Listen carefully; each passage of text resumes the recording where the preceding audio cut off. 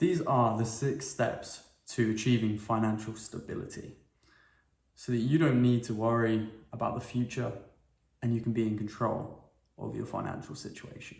So I will go over these 6 steps in more detail so that you can take action today. Then I'll touch on my finances so that you can see how I implement this. And finally, I will leave you with a recommendation to assist you with your financial and investing journey. With that said, let's get right into it with step 1, which is eliminating your high interest debt. If you eliminate your high interest debt to begin with, that is going to save you a lot of time and hassle later on, because effectively what you'll be doing is trying to run in quicksand with your finances. What you can do is contact the lender, try and set up a payment plan, and focus on the debt that you have the most interest on, because then it could be a snowball. The money you're putting across to those to pay that off, you can then circle that down into the lower interest debts. And then once you've cleared those debts, you can start moving on this journey into step 2.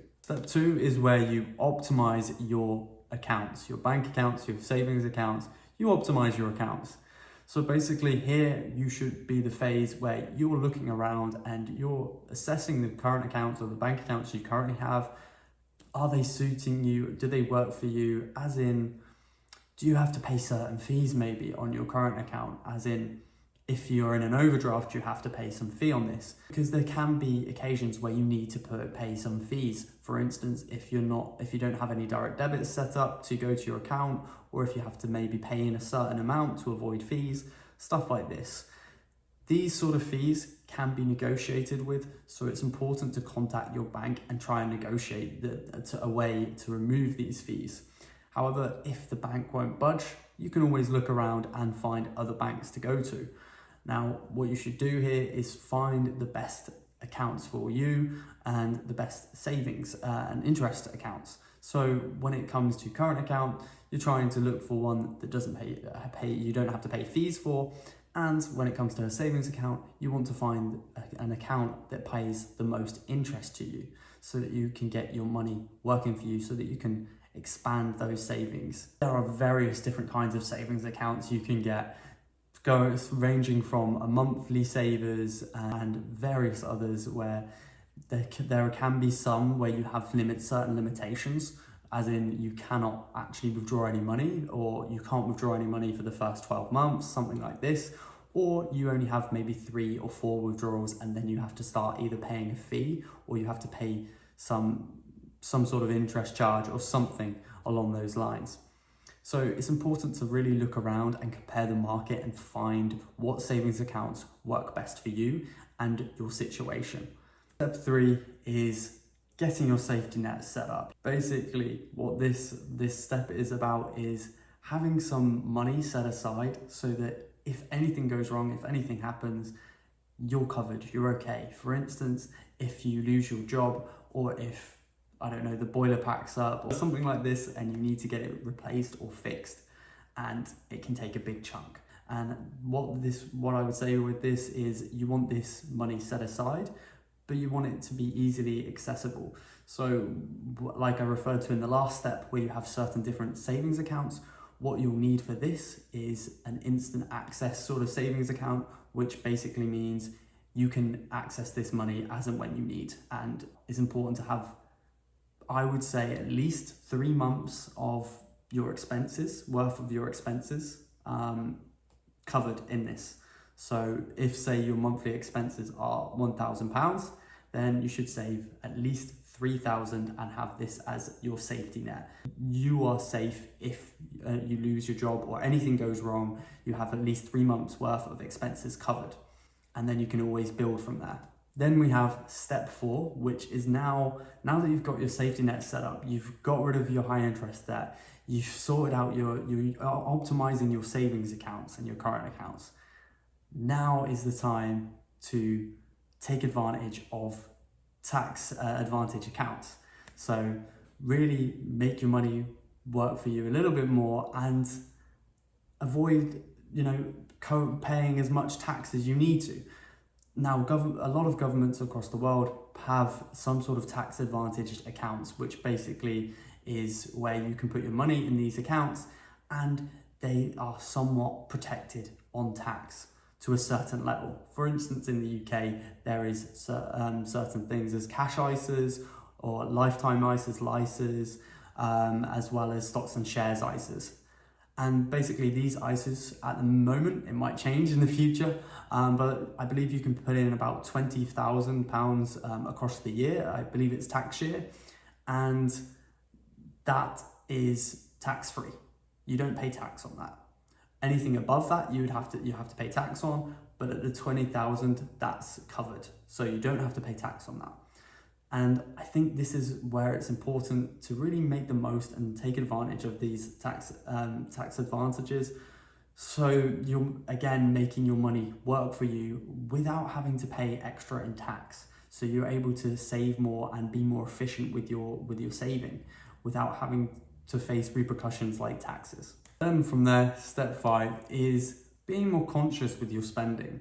So what do I mean by that is basically spending on what you enjoy spending on and cut out the things that you don't really enjoy. So it's about taking a dive and looking at your finances. Where are you spending your money, and is it going where you actually want it to? For instance, I looked at my own spending and realized I was eating out more than I would like, and I don't even enjoy eating out all that much. I quite like having home cooked meals, and I realized instead of going out so much, I'd rather maybe go out once a month, say, and enjoy those times. I'd rather spend on going on vacations, traveling. And when I'm traveling, when I'm on vacations, that's times where I actually like eating out and I don't want to cook. So what I've done is I've now cut my spending on eating out so that I can spend more on traveling and vacations and maybe eating out when I'm on vacation, when I'm traveling. So the key thing here is cutting spending mercilessly on the things that you don't really enjoy and spending well on the things you love doing. And that brings us to the last step, which is look into investing. Now, this can build upon all the other steps and where you can make your money work even more for you with investing. And you can use tax advantage accounts like I mentioned earlier, such as the stocks and shares ISA, where you can invest in stocks and it be in a tax advantaged account, for instance. Like I said, there is caps to these ISAs, but with investing, it's definitely something that you should consider doing because it's going to make your money even work more efficiently than the previous steps that we've mentioned, because savings accounts can only go so far, and stocks and shares investments, they can go further. They have more potential upside. So now onto my part, how I operate with my finances. So I do follow all of these. I don't have any high interest debt. I have one credit card that I pay off in full every single month. I do have a cash ISA. I have an investment account that I put money into consistently every month. And I do have 2 accounts, one of which is a current account that basically you do have to pay a fee on. However, if you put in, I believe it's, if you have direct debits going in of 2,000 a month, as in I learned there's a cheeky way you can do it. You can just put the money back and forth, and it counts. If basically at least £2,000 has gone into that account, it waives the fee. So I just, like I said, I'm cheeky with it, and I set it so that the money goes back and forth, so that it covers that. And then the second account that's tied to this, basically this current account unlocked this special savings rate. So this is a fee one, but like I said, there's a way I could combat it, and it unlocked a special rate, monthly saving account, which I use. And for instance, when I started on that, I think the rate was 6.25%, which is what I set up with. And I think initially, if you didn't go by that, it was like 5% or something like this. Basically, you've got a boost if you have that current account. So that's what I did. And yeah, I'm capped at, I think, £400 I can put in per month, but I then get that exclusive higher interest rate, which is really beneficial.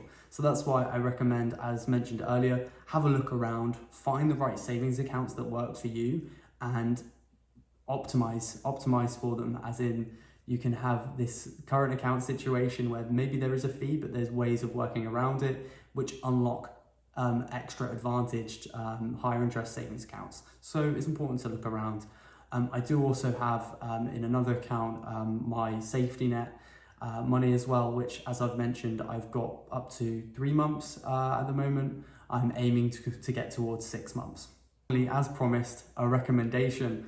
So my recommendation is to automate all of this. So to make it the most beneficial money-making machine, let's say, is automate everything. This will make your life so much easier, because instead of having to remember and figure out which money has to go to which account and having to sort that out each and every time, set up standing orders for everything. So you don't have to worry about it. You can set it up. Yes, it takes some initial setup, but once that's done, it's done. It's one and done.